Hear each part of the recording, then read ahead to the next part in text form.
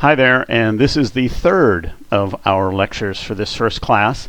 Remember, if you're going to do marketing, you need to think about what the market is. And what this final presentation is all about is these are the things we know about the U.S. wine market. Now, bear in mind, all of this was put together before the coronavirus crisis. So a lot has changed. I'll try to annotate that, but of course, it's not a lot has changed. It's a lot is changing. And there is no definitive answer for some of this stuff. So I'm just going to sort of point you in some directions along those lines. And the other thing I need to stress is there are a lot of numbers in this presentation. I don't expect you to memorize these numbers. At no point in this class am I going to call you up and say, what percentage of millennials, blah, blah. That's not what this is about. It is about making you understand that this information is available.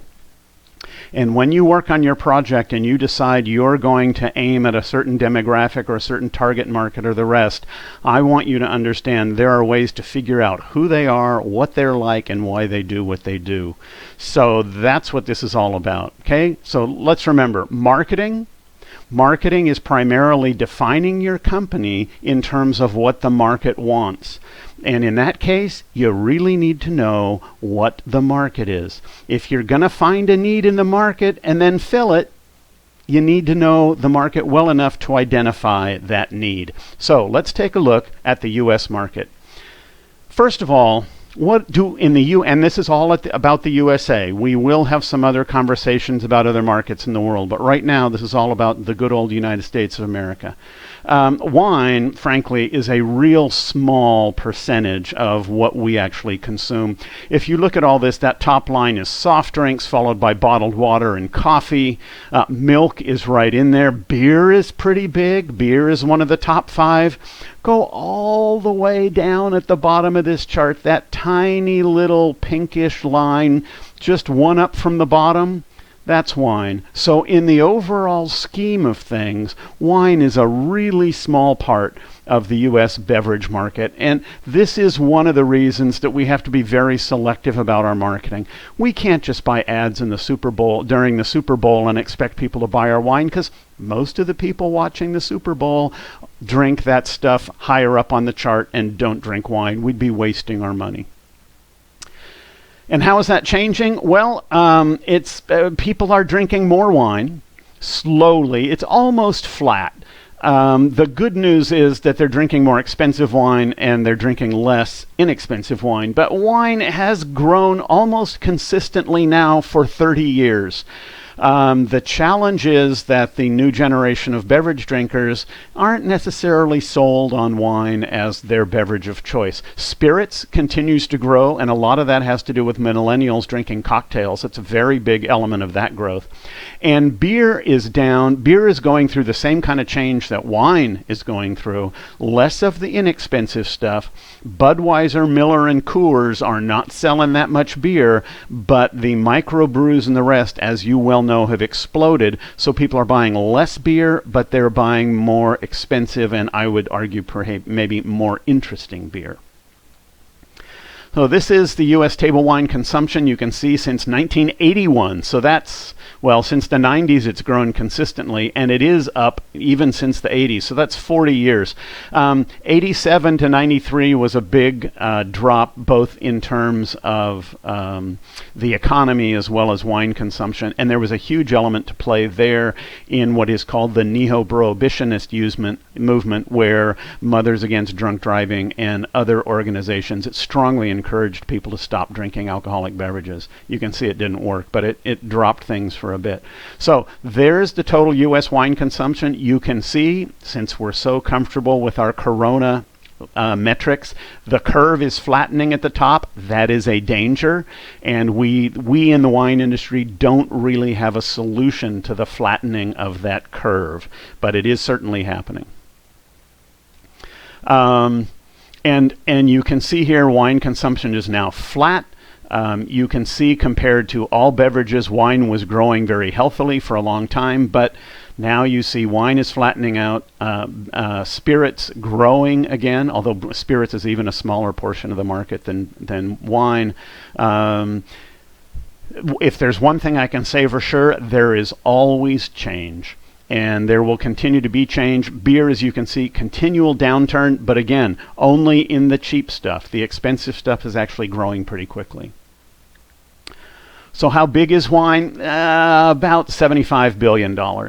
That will change a little in 2020 because the prices will go down thanks to more people buying in supermarkets, fewer people buying at the winery, the more expensive wines, fewer wines being bought at restaurants because people aren't going out so much. But the overall consumption may stay about the same. From what I've seen and the figures I've seen, we've lost almost all revenue from on-premise, which is restaurant sales, but the off-premise, the retail stores and the supermarkets, sales are way up. So it may about balance out. We may be down maybe 10% through this crisis. Okay, it's a lot of money. Here, however, is the big news, at least in California, which is overall wine shipments are down. And this is 2013 through 2018. Remember that what people are buying is more expensive wine. So what is down are the really inexpensive wines at the bottom of the barrel, which is a little ironic because when you think about the biggest brand in the world today, the biggest wine brand, it's Barefoot. It plays in those lower price categories. But in general, overall shipments are down. Part of that may be to some strong European imports for a while. Certainly Prosecco had a role to play. But in general, we're seeing cheap wines drop, expensive wines increase. And this may surprise some of you. The best-selling wines, varietals in the U.S., Chardonnay, of course, number one. Chardonnay has been number one for 30 years and will probably continue to be so. Cabernet, even though it's less in volume, is actually exceeds Chardonnay in terms of value. And then the next biggest category is red blends. And if you think, oh, how can that be? Think of things like The Prisoner, Apothic, 19 Crimes, 20 Crimes, and some of the other wines that you're seeing hit the market these days. Big growth. Of course, Pinot Noir is growing. Pinot Gris is the third most popular varietal, which surprises some people. Merlot should be on this chart, but it got sidetracked somehow. So if Chardonnay is the most popular brand or varietal in California, why are we planting 72% red wine and 28% white wine? And the answer, of course, is it's economics. And we have a tendency in the wine business to say, oh, we should make what we like, but ultimately what we plant is what pays the bills. There's a reason that Napa Valley keeps planting Cabernet, and that's because the average price per ton for Cabernet is $5,000, $6,000, $7,000 a ton. If you planted Zinfandel in the Napa Valley, you'd be lucky to get $2,000 a ton. So if you own a vineyard, what are you going to plant? It doesn't matter what grows best in your vineyard. It matters what people pay the most for. And people pay the most right now for Cabernet Sauvignon. And that's why everybody's planting Cabernet. And the challenge there is we're going to have too much Cabernet, and then prices are going to go down. So in the U.S. market in general, let's just talk about where the wine comes from. California sales, 66% of the total U.S. market. So 2/3 of the wine consumed in America is made in California. Another 25% comes from imports. The big players there are Italy, Australia, France, and then what I call the Seven Dwarfs, Spain, Portugal, Germany, New Zealand, South Africa, Chile, Argentina. They're all sort of lumped in. They're all with 3 or 4 or 5% of the market. And then interestingly enough, other states, the big player there is the state of Washington. They produce about California produces about 80% of the wine in the U.S., and Washington produces another 8 or 10% of that wine. And then New York is another big player as well. Oregon, smaller, but higher priced. And here are where the prices are changing. And again, this is end of 2017, so it's a couple of years out of date. But this hasn't changed. It may have changed. It may be actually. This may be very accurate compared to the results of the Corona crisis.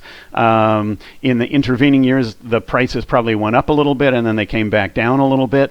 But if we look at this, under $4 a bottle, sales are down 3%. Under $8 a bottle, sales are down 4%. In that sweet spot of $8 to $11, we're up a little bit, but look at where all the big growth is. Between 11 and 25 and above 25, the growth both in value and volume, 10, 11, 12%. That's where the future of this market is. Good news for Napa, not so good for people growing grapes in the San Joaquin Valley. So, what do we like to drink? Well, it's fascinating to me, and I'm going to tell you a little story about this, but it's fascinating to me that Americans, if you ask them how they describe the wine they like the best, the biggest single word they use is smooth, which I think is fascinating because when you read tasting notes, when you talk to sommeliers, they spend endless hours describing the nuances of the aromatics, the delicate flavors that if you go back on the third, right there at the end, there's a little note of, and yet, you know what? Most Americans, when they talk about wine, the first thing they talk about is not aromatics, it's not flavors, it's texture. They want it to be smooth. And so we actually do, I think, a real disservice to the American consumer by talking about all other stuff, and we don't explain, is it smooth or is it not? Because that's what they want to know. They want it to be fruity, and interestingly enough, a large number of consumers don't mind it being a little sweet. They don't want it really sweet. They'll tell you, oh, that's too sweet. But they do like it being a little sweet. And if you ask Americans what they drink most often, it's Chardonnay. Yeah, I know, everybody likes Cabernet, blah, blah, blah. And I'm going to tell you something. One of the biggest challenges we have in the Napa Valley, we talk to each other way too much. We talk to ourselves way too much. And we don't listen to what people are drinking in Chicago and Dallas and Miami and Fort Lauderdale and every place else that they drink wine. And we sit around talking about, well, people who are serious about wine. Well, people who are serious about wine are a pretty small part of the market, as we're going to see. And what we really need to talk about is what do those people out there in the rest of the world, what I like to call the real world, what are they drinking and what do they like? So, issue number one, sales are increasing in the U.S. market. Slowly, you can see there at the end, it starts to flatten out. But again, since 1930, most industries would be very happy with that growth. So sales are increasing, but slowly. On the other hand, value is up. The overall value of the U.S. market consistently grows, and that will continue to happen despite coronavirus, which has hit it a little bit. It'll come back. People, when they buy wine, they want something with quality. They're not just the same way when you buy a beer, most people don't just want bubbles in a can with some alcohol. They want some flavor. They want some microbrews. The same thing in wine. They don't want to buy the cheap stuff. They really do want to buy the wines that have a little more interest and a little more character, or at least they want to spend more money than those inexpensive wines cost. So now we've talked about what they're drinking. Let's talk about who's drinking it. So this is quite an old chart, but it doesn't matter because it's still the same. Basically, your high-frequency drinkers in the U.S. market, what we call the real wine lovers, and I want to make a distinction here. These are not the wine geeks. These are people who drink wine 3+ times a week, and that includes all those people who buy a bottle of wine and drink it over the course of a week with their lunch, or buy a bottle of wine and drink a glass before dinner while they're cooking dinner, or buy a bottle of 2 bottles of wine and have pasta every night and drink it out of a juice jar. Those are high frequency wine drinkers. The real wine geeks, the people who listen to sommeliers, are a tiny fraction of this, but roughly And this figure may be a little conservative. Roughly 20-25% of the U.S. population drinks wine in real quantities. Another 25%, so quarter drinks wine, quarter drinks occasionally wine. Another 20% drinks alcohol but doesn't drink wine. They'll drink beer, they'll drink spirits, but they don't drink wine. Usually they'll explain it's because they don't like the taste. And then this last group, abstainers, the U.S. is relatively rare in this scenario. 35% to 40% of Americans don't drink wine at all. And there are some strong social and religious reasons for this, Southern Baptists, Mormons, etc., that give sort of social support for people who don't drink wine. So there is a sizable population that doesn't drink wine. And when you explain this to people, for example, in Italy or France, they are quite surprised. So, who are the people who drink wine? Again, here you can see another chart that says 46% or 49% drink wine, 25% drink other alcohol, and 25% don't drink alcohol. That strikes me as a little low, that last one. Wine drinkers by gender, women. Women drink and buy more wine than men. And again, this is one of the great paradoxes of our industry. Everybody keeps talking to those wine geek guys, and yet, in fact, it's women who drink more wine. Not surprising, because in many, many households, it's the women who do most of the shopping. And if you're at the grocery store and there's wine in the basket, it's a woman who's buying the wine. When you look at drinkers by frequency, 14%. Only 14% drink wine more than once a week. Wine is a celebrational beverage. It's an occasional beverage. And 35% drink it less often than that. So we're really talking about, what are you saving it for? It was a very successful advertising campaign at one point by the wine industry, which simply said, wine, what are you saving it for? Because people do save wine. They save that bottle for the special occasion. And of course, we would sell more wine if people drank more wine on a more regular basis. And then in terms of generations, the boomers and the millennials are the big generation. And of course, the big notice here, the big news this year, not 2020, is that boomers are no longer the biggest generation. In fact, millennials have passed us up, mainly because we boomers keep dying and millennials don't. So over the next 30, 40 years, millennials are going to move this chunk of consumers through the market, and they will be the most powerful market segment in America, and we need to talk to them. So it's growing, but it's flattening out. Second issue is that the market is saturated. There are roughly 150,000 wines, 150,000 different wines for sale in the U.S. market. Now, yeah, that includes that you may have one vintage of one and the next vintage of one and all the rest, but 150,000 wines is way too many wines for anybody to keep straight. And just in case you think that, oh yeah, I got a really good score, I'm going to stand out. Last year, roughly 7,000 wines got 90 points or more from the Wine Spectator. So if you're looking to stand out because your wine got a good score, take a number. 7,000 wines got 90 points or higher. And you know, if you want 95 points or higher, just in the 2012 vintage alone in the Napa Valley, 125 wines from that vintage scored 95 points or higher from the Wine Spectator. So one thing I really think we need to talk about in this class going forward is talking about points, talking about quality. Everybody has points. Everybody has quality. The competition is extremely fierce, and we need to find another way to communicate about wine. And that's getting worse. Robert Parker has awarded more than 500 wines a perfect 100-point score. In 2004, it was 17. And in the 2016 vintage, a more recent vintage, again, those wines are currently on the market, 26 wines from the Napa Valley got 100 points. How many did you get? 96? That's nothing. I got a wine the 26 wines got 100 points. So you really need to take those points, and unless you're getting 100 points, you really need to put that on the back burner and say it's authentication, It's recognition that we make good wine, but if we think we're going to outsell everybody else by points, you better have 100 points, because there are people who do. So here's another way to look at this in terms of total dollars, which is the estimated U.S. sales revenue. Domestic, again, roughly 2/3, imports 1/3.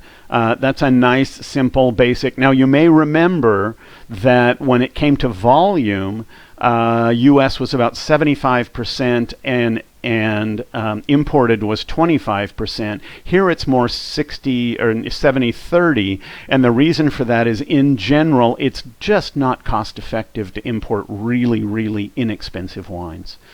So the bottom end of the spectrum kind of disappears with most imports, and what it means is you've got imports selling at a generally an average price a little higher than the average price for an American wine. Now, bear in mind, that's not comparing imports with Napa Valley. It's comparing imports with wines from all over the USA. But this is, again, if we're going to talk about the market, we also have to talk about who is competing for attention in that market. This is the total number of wineries in the U.S., and that's just in the last 10 years, and it is almost doubled. We're now very close to 10,000 wineries in the USA, and 150,000 wines, so that's an average of 15 wines per winery, but it's closer to 10 wines per winery, because then you got 50,000 wines that are imported as well. Okay. And in some reasons, the growth is just unbelievable. Look at what's happened in Oregon. From 1980, when they had 20 wineries, they've now gone to very nearly 500 wineries, and that's not completely unusual. You can go to other states. It will surprise some of you who are Napa-centric or California-centric to see some of the different places that wine is quite popular, or at least owning a winery is quite popular. Like this. These are fermenter permits by state, and notice, for example, notice the states that are that dark red. That means there are 400 to 800 wineries in those states. And I'm sure you probably guessed Washington and maybe Oregon, since we just told you that in the last slide. And some of you might have guessed New York, because, of course, you have the Finger Lakes and you have Long Island and you have some places in New York that have been making wine for a while. But how many of you would have guessed there are over 400 wineries in Michigan, in Ohio, in Texas, in Virginia? That's a lot of wineries. And then you look at that second tier, 200 to 400 wineries in places like Colorado, Iowa, Missouri, which is how you pronounce that, Wisconsin, Illinois, North Carolina. So there are a lot of wineries spread throughout this country. And interestingly enough, we now make wine in all 50 states. Now, in Hawaii, the primary wine is called Maui Blanc, and it's made from pineapple. And in Alaska, there's a berry wine, but wine is made in all 50 states. And I think this is a really good thing, because wine, if we know that somebody down the road is making wine, and we stop in and we see what the heck's going on down there, it makes wine a more familiar product to it. And I have to believe that as people see wine being made, know people who make wine, we will see a growth in familiarity and ultimately acceptance of wine as a beverage of a civilized society. So I'm hopeful. And by the way, that number in California, it's now close to 4,000. But here's the real nut to crack. We keep talking about the U.S. market, $70 billion, 68% domestic, 25, 28, 20, 32% imports, all of that kind of stuff. But it's not one market. Distributors are a completely different audience than consumers. Retailers want stuff. Restaurants often won't carry wines that are carried in the big chain stores. Chain buyers want to discount everything. So each one of these is a completely different audience. Each one needs a different approach. So as we develop our marketing campaigns, one of the things we need to understand is we can't just say we're this and expect it to resonate perfectly with all of these different groups. We need to identify which groups we're really going to focus on. And then perhaps the most interesting element of all of this for me is consumers. are not one market. We've already talked a little bit about millennials, but let's take a deeper look at consumers in general. Or not. Let's start with the trade. Sorry, misplanted that slide. In distribution, they have very, very simple goals. They want to buy wines that resell. Okay?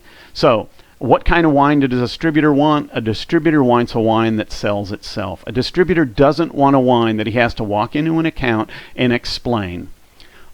Off-premise sales, these are your retail shops. The wines are consumed off the premises. So you buy it in one place, you take it somewhere else. That's where we get the term off-premise. Off-premise sales, in some areas, in chain stores and in supermarkets, it's an awful lot about price.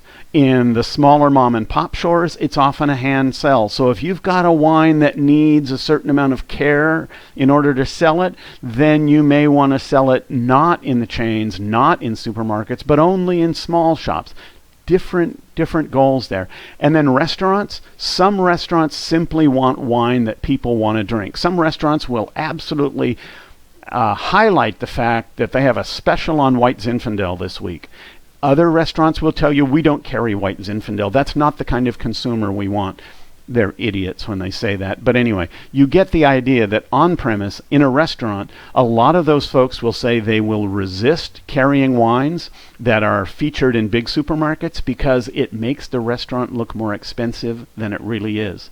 If you know you can buy Robert Mondavi Napa Valley Cabernet in a wine shop in a supermarket for $35 and the restaurant has it on the list for $100, you're thinking, wow, these guys are really marking stuff up. It's not actually a very big markup, but you get the point. When they can find and recognize a brand in a supermarket and then see it in a restaurant, it shocks them. And then DTC is direct to consumer. Big part of the growth in the future, we hope, will be this, simply because if not, many small wineries will suffer terribly. So here we have a quick look at what distributors do. And there are basically 5 top distributors in the U.S., and 2 of these are in the process. Actually, this is, Southern bought Glazers, and Republic and Charmer are buying each other. So it's going to be 3 fairly soon. And this represents 80+% of the wine sold in America. So you have 150,000 wines going through 3 or 4 companies. You can see why the competition for the attention of these guys is overwhelming. It makes it very difficult for a small winery that has no leverage to come in and compete with these guys. Now, obviously, when Gallo sells about 25-30% of all the wine in the U.S., when they call up a distributor, they have the distributor's attention. But when you've got 14 cases of Pinot Noir that you'd like to sell in Hawaii, the distributor over there really has bigger problems than you, and you're going to have a very, very difficult time getting their attention. So for small producers, distributors are an enormous, enormous challenge. Here you can see in 2017 there were 9,200 wineries and 1,200 distributors. Compare that to 1995, where there were more distributors than there were wineries in the USA. That's an enormous flip-flop, and you can see why we have a problem. And again, of those 1,200 wine distributors, because you have to have a different license in each state, let's take out about 200 of those to represent those big companies. Basically, 200 individual state companies represent 80-90% of the U.S. wine market. And there are 10,000 wineries, plus all the imports, trying to get through those tiny little bottlenecks of the distributors. So who has leverage with a distributor? Well, right here, it's pretty obvious, isn't it? You look at these numbers, and by the way, these figures are put together before Gallo bought a few $1 billion worth of Constellation brands. So the Constellation share is going to shrink there. The Gallo share is going to increase there. But you can see there are 3 companies, Gallo, the Wine Group, and Constellation, that control more than half of the total production of the U.S. wine market. And by the time you throw in Trinchero, Treasury, and Bronco, boy, you've got almost 3/4 of the U.S. wine market represented by 6 companies. So you, way over there in the corner, you don't show up on the slides. The only people who show up on the slides are people like Bogle and Fetzer. They're huge. Compared to you, they're huge. Compared to Gallo, they're just that tiny little sliver. That's how wide the knife is that cut the pizza. So, in fact, this is really hard work. Another way to look at this is that in 1995, 2,600 wineries, 3,000 distributors. There were 1.5 distributors per every winery. And now there are 0.08 distributors for each winery that wants to sell in the USA. And that number is the number of distributors is going to continue to drop because of this consolidation. Okay. Quick explanation of these terms, on and off premise. I said before, where the wine is consumed determines what kind of account it is. Off premise, retail shops, supermarkets, Costco, those are all off premise. You buy it, you take it off the premise to eat it, to drink it. On premise, restaurants, bars, hotels, and actually sometimes caterers are included in this, although they're kind of a separate category. These are people where when you buy the wine, you drink it on the premises, okay? 2 big differences. So, which channel is more powerful? Again, this is 2018. This is before coronavirus, because in 2020, these figures, the figures for on-premise are going to drop, I'm guessing, from 77 million cases down to 20 million cases. And off-premise, I'm guessing, is going to grow almost the same amount. So off-premise is going to be 370 million cases, something like that. That's all because of coronavirus. And then DTC, most DTC, and I need to be very clear about this, almost all DTC sales are tasting room sales. Tasting room sales and wine clubs. These are not e-commerce sites where people are going online and ordering. Now, coronavirus has given those a boost, so we may see that change a little bit. But before coronavirus, the DTC channel was probably 85% tasting room and wine club sales, and really only 5% people going onto an e-commerce site and buying wine. Wine.com, for example, doing very well during coronavirus, so maybe that'll change. Off-premise sales, they are up and they will continue to go up. Again, coronavirus, you're going to see a spike here. So that's the good news. The challenge there is that many off-premise venues, if you've been in a supermarket, man, there's a lot of wine on those shelves. So it's not as if you've got a sommelier there helping you pick out the wine you want the best. In fact, in most cases, when you walk into a supermarket, you're on your own. So the idea of launching a brand by getting it into a supermarket and hoping that somebody's going to pick that label out of that lineup, you're better off just going to Reno and putting it all on number 17 and hoping you get lucky. And retail establishments selling alcohol, those continue to grow. Of course, coronavirus is going to hammer this number, and we're going to see a lot of these drop off the face of the earth. I wish I could look into my crystal ball and tell you exactly how much, but we know the restaurant business has suffered horribly during coronavirus, and it will be some time before they come back. And even without coronavirus, wine sales in restaurants have dropped.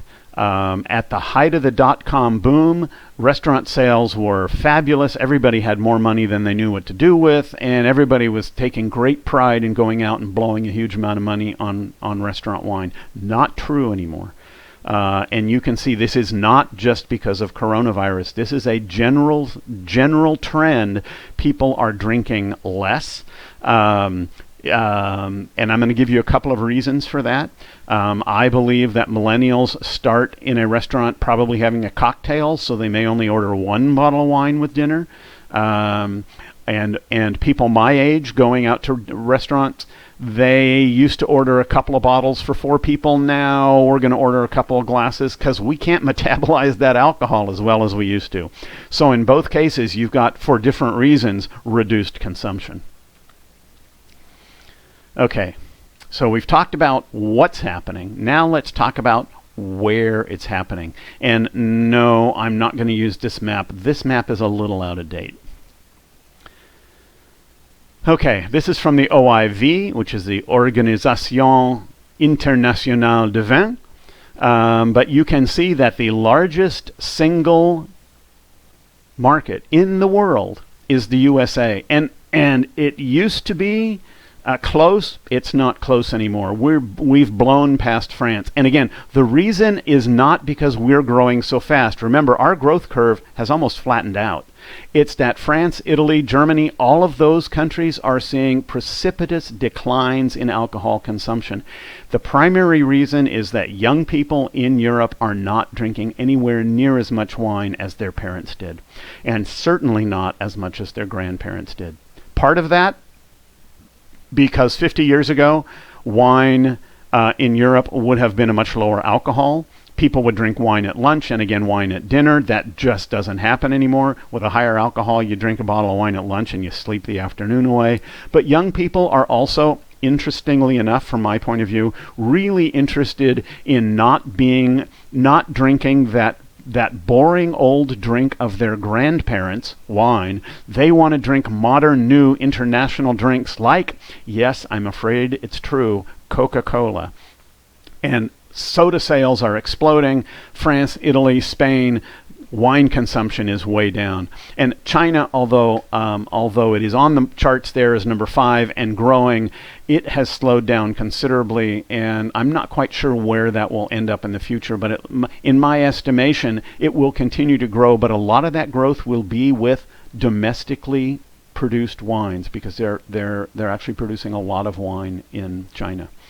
And then I do want to draw your attention to the one on the other side, which is the liters per capita. So this is what percentage per person they drink. And here you see, whereas France is second in total consumption, they're also second in per capita consumption. Portugal, of course, leads the way, although this is not technically accurate because the highest alcoholic per capita consumption in the world is Vatican City. It's just not on the chart. But you can see these European countries have quite high per capita. Of course, they're smaller. And then when you get down near the bottom, you can see that our per capita consumption is only 12.4 liters per person, roughly the same, but less than Chile, slightly more than South Africa, and at the very bottom you see China.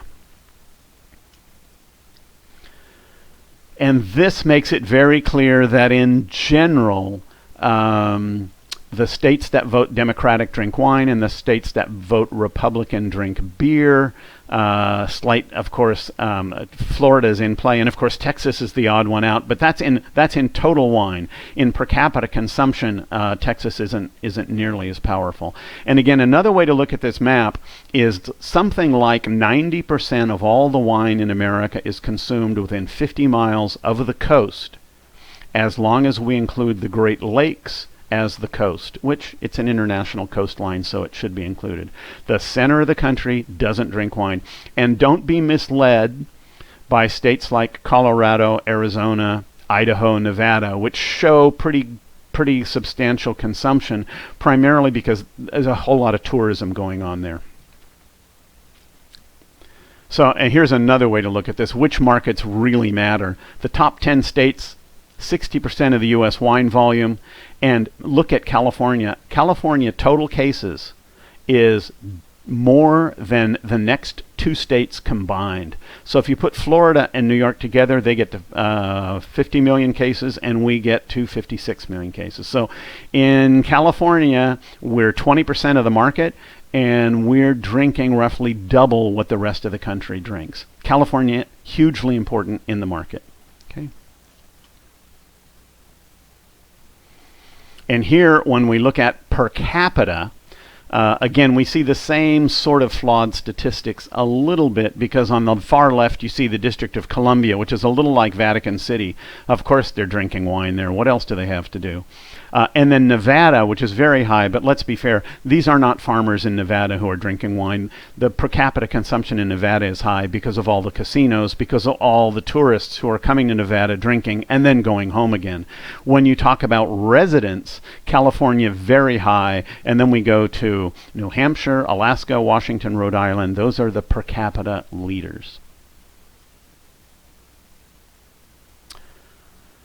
Okay, now we get to talk about my favorite subject, which is what do consumers think about wine? Who are they? What are they? What goes through a consumer's mind?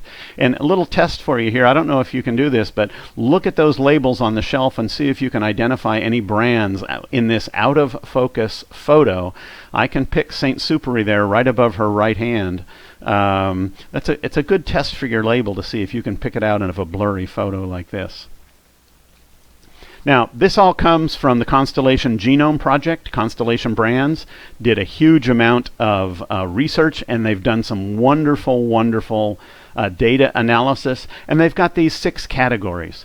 The image seeker, and I'll leave you to read through these numbers, but notice that the average price is $12 a bottle. The average price for most of these folks is, well, pure and simple, it's between $8 and $13. So we're not talking about people buying $60 bottles of wine here.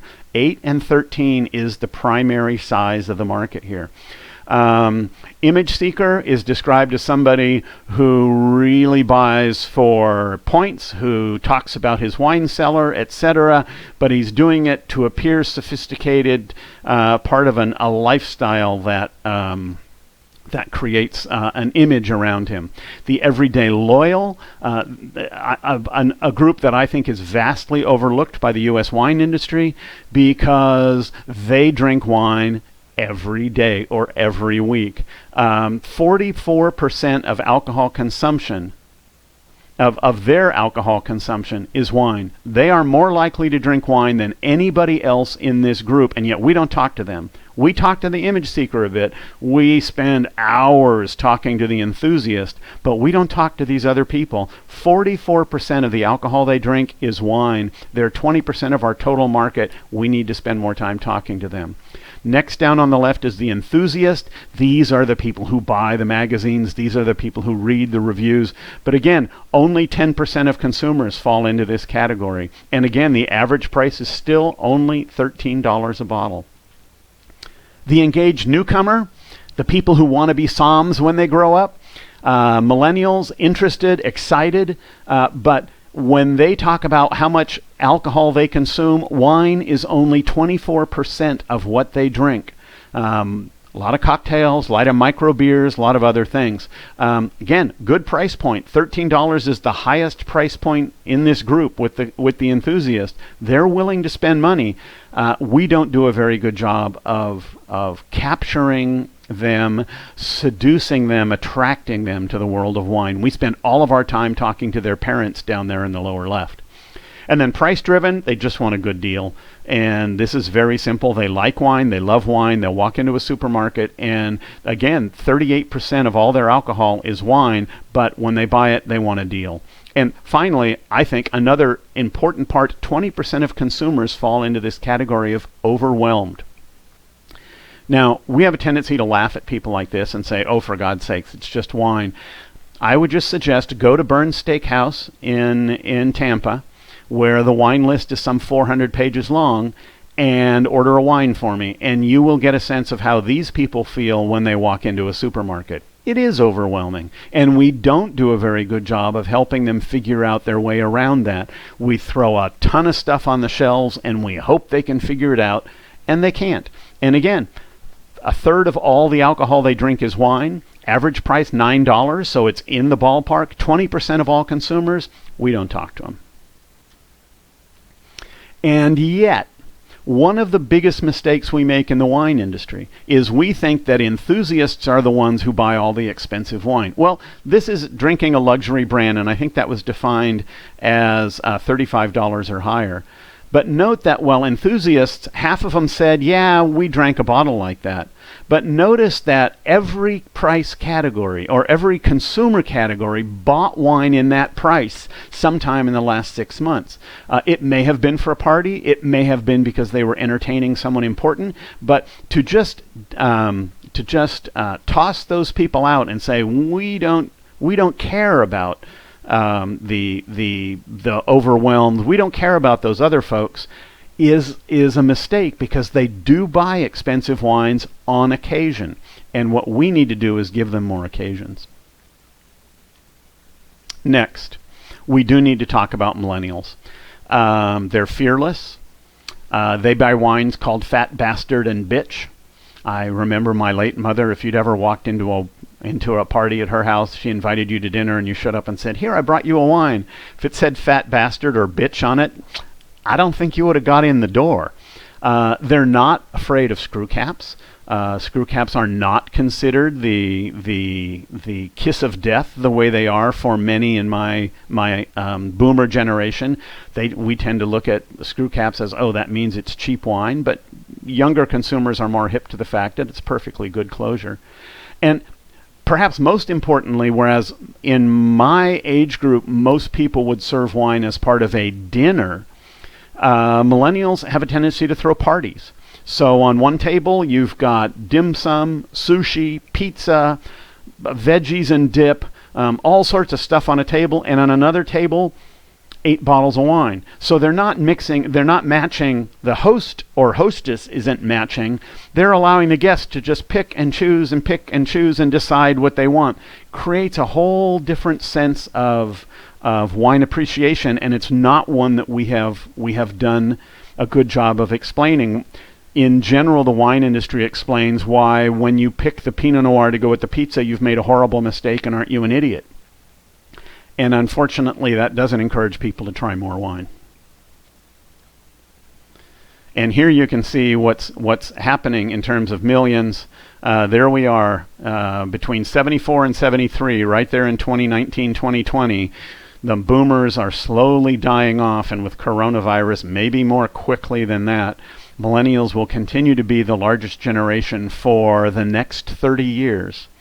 And Gen X never quite approaches that level. So millennials are the future. And millennials spend money. This is something that I think tasting rooms ignore all too often. I think wineries and restaurants have a tendency to look at millennials and say, they're cheap. But in fact, if you look at how much they average, on the left is how much the average millennial, Generation X, boomer, and silent generation, how much they make per year. And of course, in California, we look at these numbers and think, these are national, not California numbers. But then when you look at the spending on non-essentials, boomers spend relatively little. Well, I'm sorry, they spend 40%. But the next generation is millennials. They spend more than Gen X on non-essentials. So boomers have more money, but millennials, as a percentage of their income, actually spend more on non-essentials. And I'm sorry, I know this is a wine class, but we have to assume wine is a non-essential. Millennials spend more money on non-essentials than boomers do. Millennials also know more sooner about wine. If you call up the average millennial, they can name 5 varietals. Call boomers, they can only name 3. And millennials, they started drinking wine at 23. Most of those in the boomer generation explained that they started drinking wine in their 30s. So the good news is millennials know more about wine and they've started drinking wine sooner. They just haven't caught fire. They haven't fallen in love with wine the way boomers did. And we need to figure out why. Because in the end, when it talks about, and I'm sorry, this is a little difficult to see, but this is in terms of total expenditures on things like wine. The boomers are that big chart, and third from the left. Okay, so how can you possibly succeed? Well, there's a whole lecture about this, but I do want you to see some interesting points here. This is where some of this information came from. And if I were you, I'd pull out my phone and take a photograph of this, and then I'd go to these links. I'll try to send these to you on an email as well, but just in case, Liz Tosh, who is the co-author of your textbook, did a very good consumer survey right at the end of 2015, early 16, highlights of the American wine consumer. Very good survey, gives you lots of information. The next link is Silicon Valley Bank. They do an annual report on the state of the wine industry. I'm not sure that I thoroughly agree with the methodology of how they put the stuff together, but I think their analysis is superb. Rob McMillan, who's the head of Silicon Valley Bank, is a very smart guy. He and I have had a number of conversations over the years. He's actually had me come speak to his employees at one point. But he is a very, very clever guy in terms of looking at the numbers and saying the wine industry wants to keep doing what it's always done, and that's why all of this is happening, and they need to change, and nobody listens to him, but he really is smart. Third link here is winebusiness.com, and they have a massive archive of stories about the wine industry. They also have a daily update. I think it's called Wine Industry Insider or Wine Business Insider or Wine Industry Insight. Anyway, you can go there and find it and sign up for it, and it will give you a daily report of all the news going on in the wine industry. But they regularly write stories on what's going on in the wine industry. Anytime somebody comes out with a new study, a new survey, etc., they will make sure and cover it. So a very good source of just general information about wine and the market. Link number 4 is the Wine Market Council. An industry trade group that does wine research. They hire themselves out. They do proprietary research, but they also do an annual report of what's going on. You will have seen their logo in some of the slides that I showed you in this presentation. So pretty good source of information, pretty smart people.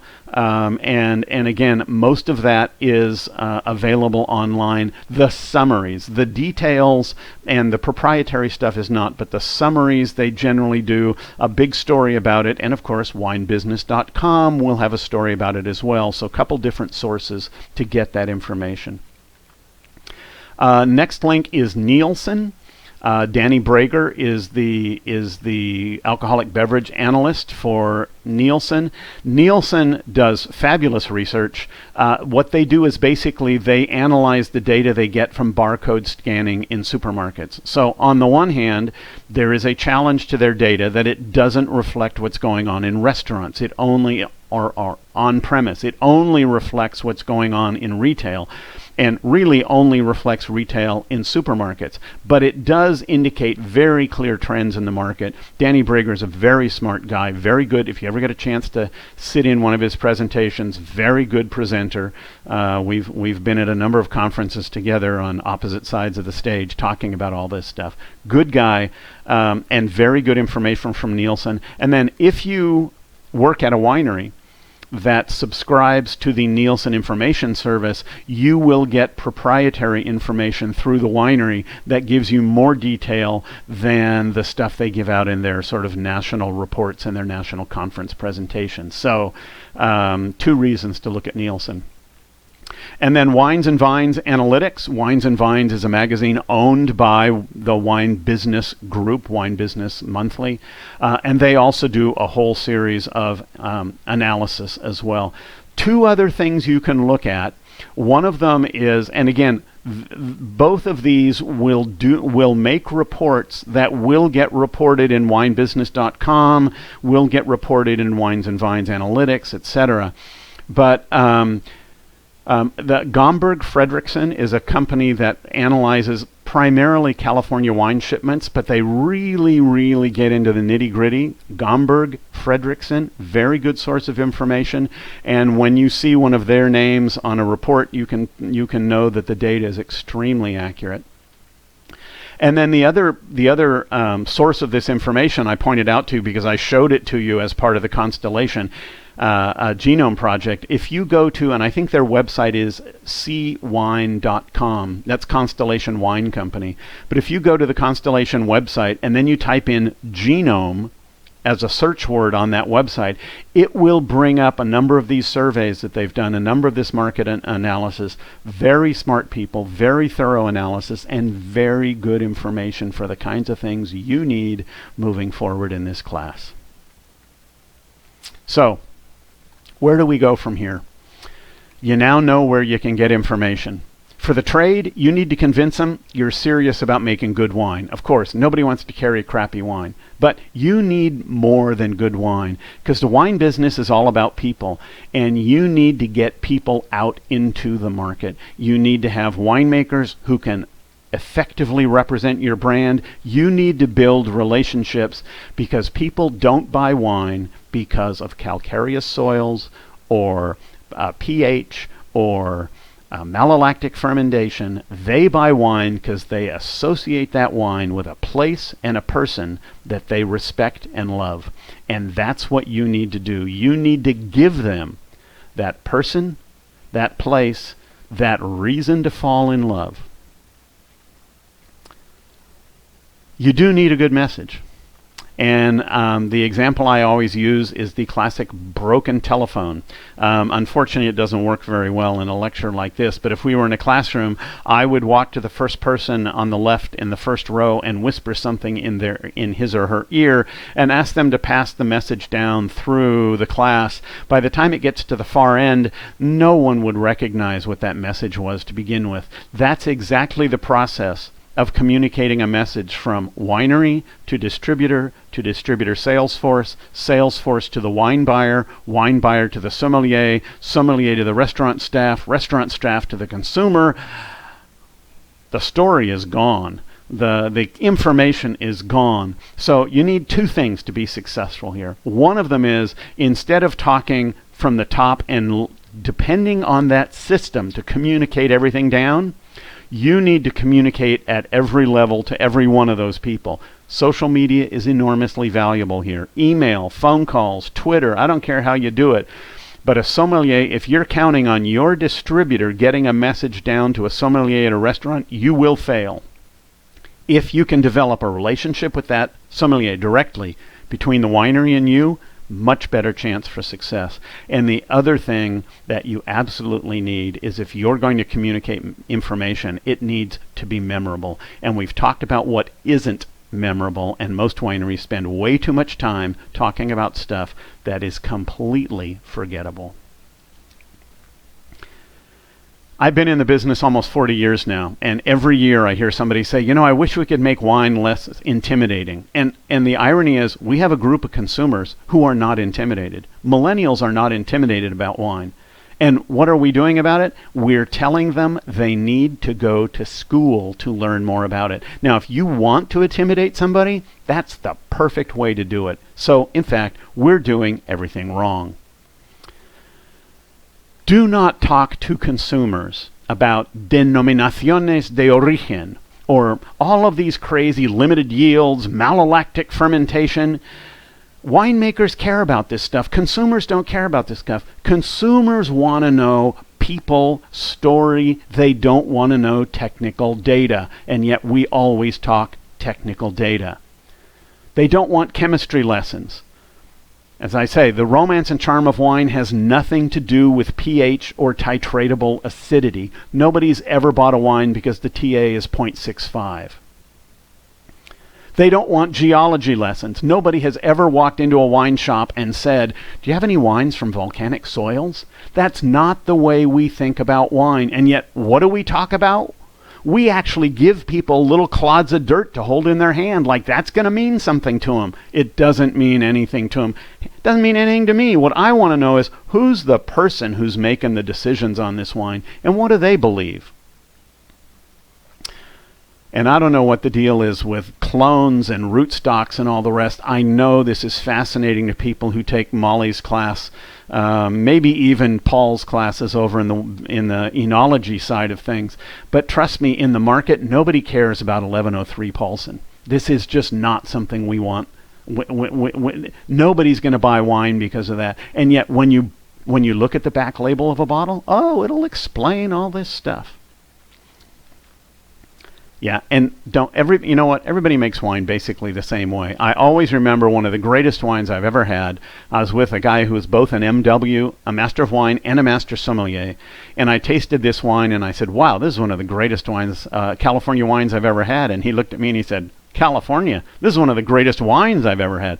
It was a 1947 Charles Krug Cabernet. It was spectacular.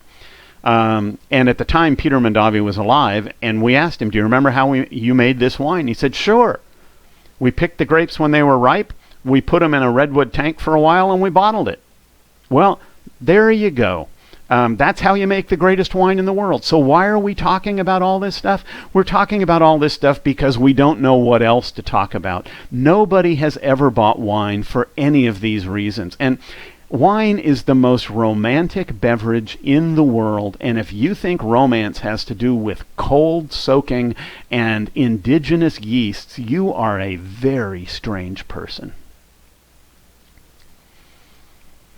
Yeah, people care a little bit about organic, but here's something that's sort of interesting. They love the idea of wine being organic. They love the idea of wine being natural, sustainable, biodynamic.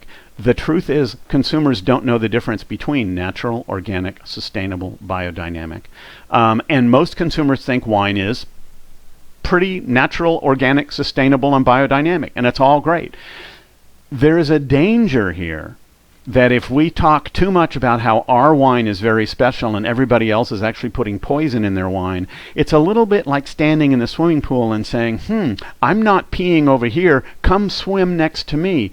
That's not what makes people want to get in the pool. It makes people want to go drink coffee instead of wine. So instead of talking about how horrible everybody else is, just talk about how wonderful you are, and talk about it not in terms of pounds of pesticides per cubic meter, but rather talk about it in terms of dreams, in terms of how you would communicate.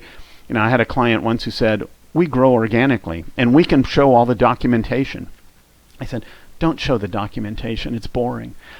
"Do your kids play in the vineyard?" "Oh, in the summertime they love to sleep in the vineyard." I said, "Perfect. That's what we're going to do." We told a little story about how in the summertime the kids set their little tent up in the vineyard, they sleep out in the vineyard, and of course the parents are going to farm that vineyard in a way that's going to be very healthy because they want their kids to be safe. That's so much more convincing than, yes, we've reduced pesticide use 93%.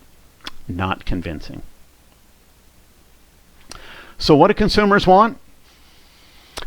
They buy wine not because even of what it tastes like, and I know there are people who will argue with me about that, but I don't believe they buy wine so much because of what it tastes like, but rather how it makes them feel to hold that bottle and hold that glass in their hand. They want to fall in love. And I believe that every bottle of wine is not a beverage, it's a ticket. It's a ticket to that wonderful magic place where people live and make wine. We call it the Napa Valley. And we need to communicate that far better. When people open that bottle, we want them to dream. They're out on the patio, they're roasting something on the grill, the sun is just going down, the day is calm, the birds are getting quiet, and it's a beautiful, relaxing, wonderful wine country adventure. That's what we have to sell, not malolactic fermentation. And of course, if we're going to tell a story, people, "Oh, we got a great story about our wine." Yeah, what's the story? Well, we don't use malolactic fermentation. I'm sorry, that's not a story. A story starts with an introduction. It creates a problem. The problem builds and builds and builds until there's a solution and then resolution. That's a story. A story is a good story is interesting enough that even if you didn't care about wine, you'd repeat the story because, wow, that's a great story. The problem is we don't tell stories like that in wine. We don't even think about stories like that in wine. We just tell people how we make the wine. And you can find this on the web. This is a great explanation, and I'll have a bigger slide of it in a minute here. But this is from Pixar. And it basically explains what it is you need to do in order to take people on a journey and tell them the story. You need to make them care about the characters. Do we do that with our winemakers? Usually not. We need to ask them to accompany us on a quest. We need to tell them what the quest is. We're going to find the perfect rosé. We need to be charming and lovely.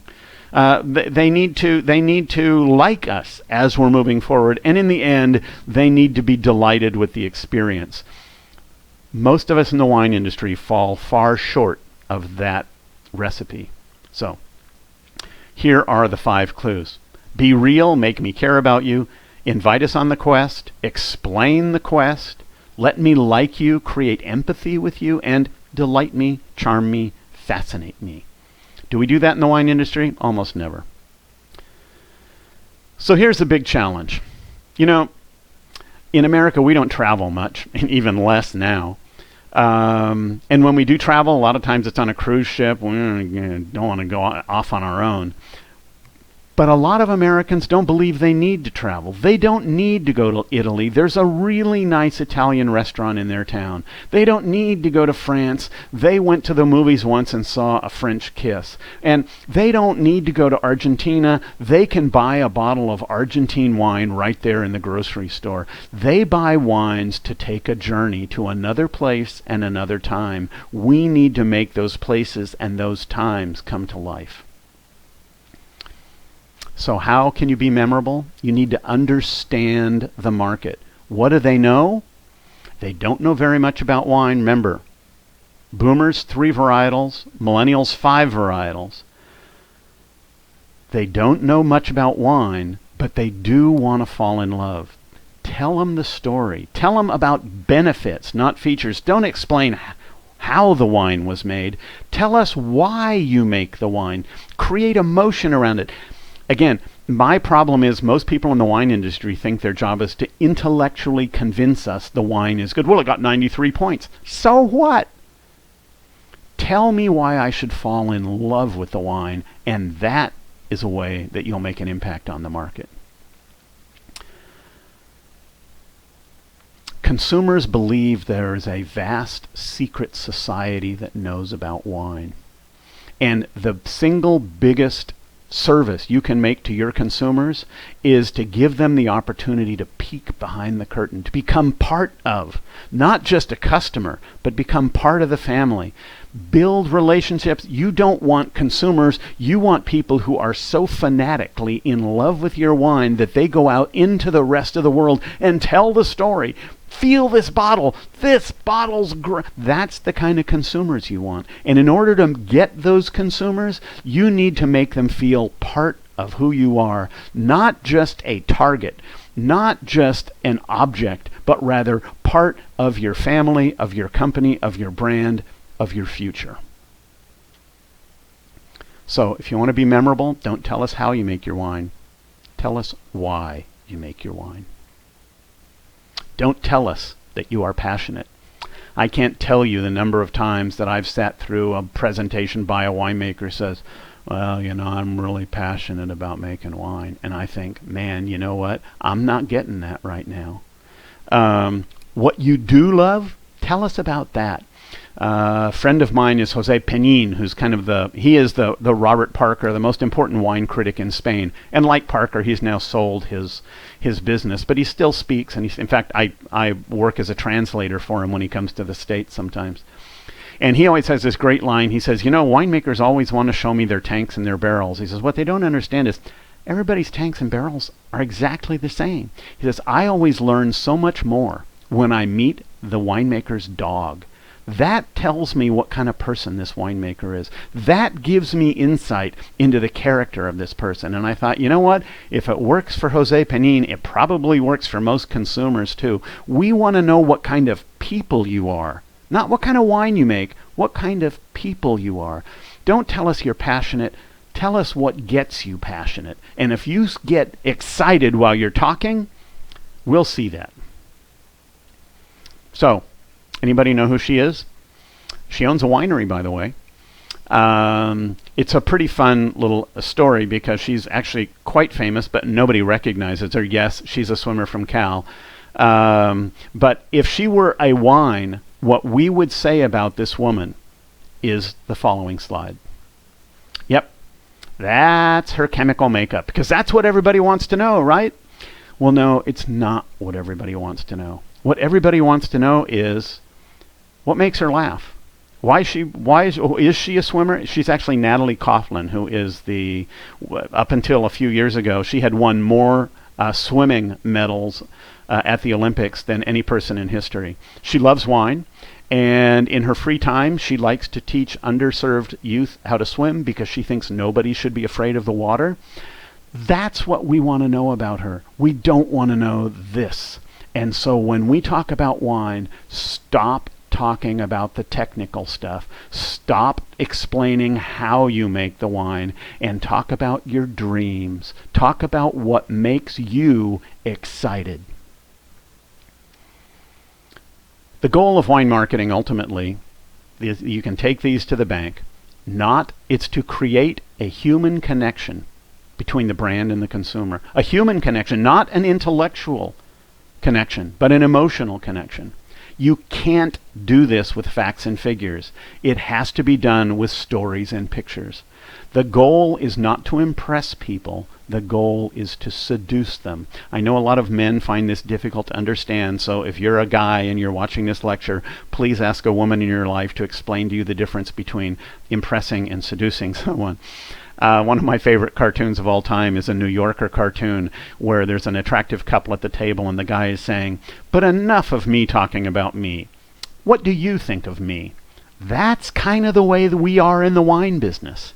And we need to do a lot more listening and a lot more caring about the consumer, the person on the other side of the table, and a lot less talking about ourselves. So in the end, wine is not about facts. People don't remember facts. They remember stories. And your job is to help us fall in love with wine. I have a dear old friend in the wine business who works for Bamfi, has for many, many years, and she always says, facts tell and stories sell. And you need to tell stories to consumers to move your product. Hope that was helpful. Hope you enjoyed it. And I will see you in a few days to give you the next set of lectures for this class. Questions, send them to me at my email address and I'll answer them.